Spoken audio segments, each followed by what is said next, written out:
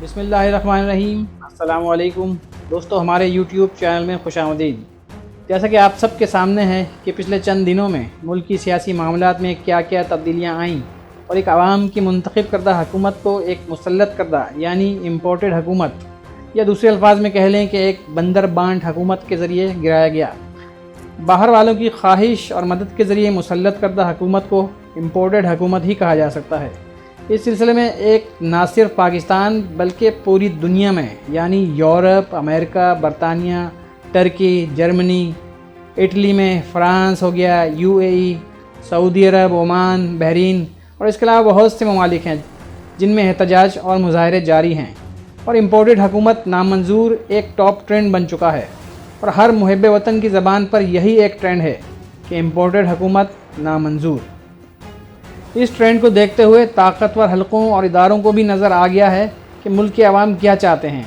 لہٰذا اندر کی خبروں کے مطابق ان حلقوں میں بھی اس سلسلے میں بیٹھکیں ہوئی ہیں، اور یہ بحث کی گئی ہے کہ نئے الیکشن ہی موجودہ صورتحال میں بہتر چوائس ہوں گے، کیونکہ موجودہ سیٹ اپ کسی بھی طرح ملکی ترقی اور اصلاحات کے لیے فی الحال کارگر ثابت ہوتے نظر نہیں آتے۔ اور ویسے بھی اس ساری افراتفری سے پہلے عوام کے ذہنوں کے اندر مہنگائی کے جن نے اپنے پنجے بری طرح گاڑے ہوئے تھے، اور عوام عمران خان کی حکومت کے لیے ملے جلے جذبات رکھتی تھی۔ لیکن عمران خان کی حکومت میں فرنٹ اینڈ پر تو مہنگائی تھی، یہ مانتے ہیں، لیکن بیک اینڈ پر کافی کام چل رہے تھے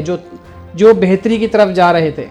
اور ملک کی بنیادوں کو ٹھیک کرنے میں معاون ثابت ہو رہے تھے۔ لیکن چونکہ عوام کو بظاہر نظر نہیں آ رہے تھے، اس لیے عوام پر مہنگائی، آلو پیاز تیل کی قیمتیں وغیرہ یہ سب سوار تھا۔ دوسری طرف سپریم کورٹ منحرف اراکین سے متعلق ایک کیس چل رہا ہے۔ ہوا یہ ہے کہ PDM نے منحرفین سے ان کے اندر خوب پیسہ چلا کر کام تو لے لیا، لیکن اب ان کے کابینہ میں شامل کرنے سے اجتناب کر رہے ہیں کہ کہیں نااہلی کا فیصلہ آ گیا تو پھر سب کو بدلنا پڑ جائے گا۔ اب اصل میں ان منحرفین کی حالت یہ ہے کہ تیرا کیا ہوگا کالیا، یہ بیچارے اب ادھر کے رہے نہ ادھر کے۔ اگر نااہلی کا فیصلہ نہ آیا تو اگلے جنرل الیکشن میں عوام نے ان کا تیا پانچا ایک کر دینا ہے، کیونکہ عمران خان کے خلاف جا کر ان لوگوں نے اپنے ہی پیروں پر بری طرح کلہاڑی مار لی ہے، اور ستم یہ کہ عام عوام نے ان کی شکلیں بھی دیکھ لی ہیں، لہذا نااہل ہوئے تو الیکشن نہیں لڑ سکتے، اور اگر نااہل نہ ہوئے تو الیکشن لڑنے کی صورت میں ان کو کوئی نہیں پوچھے گا۔ آپ کے سامنے چند موٹی موٹی مثالیں اکبر ایس بابر، عائشہ گلالئی، جسٹس وجیہ الدین، جاوید ہاشمی وغیرہ کی ہیں، جن کا سیاست میں آج کل کوئی پتہ نہیں۔ یہ سب لوگ بھی عمران خان کے خلاف ہی گئے تھے۔ اکبر ایس بابر نے تو PTI سے منحرف ہونے کے بعد فورن فنڈنگ کیس کو ہی اپنی زندگی کا اوڑھنا بچھوڑنا بنا لیا تھا، اور اب تک ہے۔ اس سے زیادہ ان کا سیاست میں کوئی کردار نہیں رہ گیا۔ دوسری طرف عمران خان کے اتحادیوں نے اپنے لیے خود ہی مشکل کھڑی کر دی ہے، جن میں MQM سر فہرست ہے۔ PTI کے 16 تاریخ کے کراچی کے جلسے کے بعد ان کی آنکھیں کھلی کی کھلی رہ گئی ہیں، اور سننے میں آ رہا ہے کہ ان کے اندر ایک کھلبلی سی مچ گئی ہے کہ پورے ملک میں فقط ایک ہی شہر میں اپنی سیاست ہے، وہ بھی ہاتھ سے گئی تو ہمارا حساب تو تیرا کیا ہوگا کالیا والا ہی ہونا ہے۔ یہ PDM کی گود میں جا کر تو بیٹھ گئے ہیں، لیکن اگلے الیکشن کے لیے اپنے ہی راستے میں کھڈا کھود ڈالا، کیونکہ کراچی کے عوام نے دیکھ لیا ہے کہ یہی MQM جو پیپلز پارٹی کی کراچی میں سخت ترین اور اول ترین حریف تھی، ان سے ہاتھ ملا کر بیٹھ گئی ہے۔ تو عوام کے جذبات یہی ہیں کہ اگر ہمارے رہنما پیپلز پارٹی کے ساتھ ہو گئے ہیں تو ضروری نہیں ہے کہ ہم بھی ان کے ساتھ جائیں اور انہی کے تائید کریں۔ اس ساری کھچڑی کے اندر مولانا فضل الرحمان اور ان کی جماعت نے بھی انٹری مار لی ہے، اور وہ بھی بڑی عجیب و غریب اور حیران کن، یعنی عمران خان کے مخالفین کے اندر پہلی واضح دراڑ کا ظہور ہو چکا ہے۔ مولانا کا اپنے حالیہ خطاب میں یہ کہنا ہے کہ موجودہ حکومت یعنی شہباز شریف کی حکومت کا ٹول دینا مناسب نہیں ہے، اور ہمارے لیے نئے انتخابات کی طرف فوراً جانا چاہیے۔ انہوں نے یہ بھی کہا کہ ہمارا اتحاد تو ان کے ساتھ ہے، لیکن ہماری بھی اپنی ایک پوزیشن ہے، اس لیے ہم اس حکومت میں کابینہ کا حصہ نہیں بنیں گے اور اپوزیشن میں رہ کر ان کی سپورٹ کریں گے۔ پھر یہ بھی کہا کہ وہ یعنی عمران خان تو چلا گیا، لیکن قوم کی امانت واپس کرنا ہمارا مقصد ہے۔ مصلحت کی بھی ایک حد ہوتی ہے، اور ہمارا موقف یہی ہے۔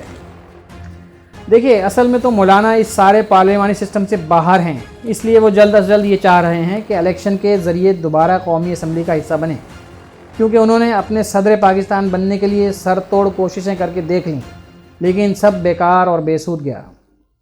دیکھیے، یہ لوگ سازشیں کر کے اور بیرونی مدد کے ذریعے حکومت میں تو آ گئے ہیں، لیکن ان کا مقصد اس قوم اور عوام کے مفاد کے لیے کوئی کام کرنا بالکل نہیں ہے، بلکہ یہ اس ملی ہوئی حکومت یعنی بندر بانٹ حکومت، چاہے وہ کیسی بھی طرح مل گئی ہے،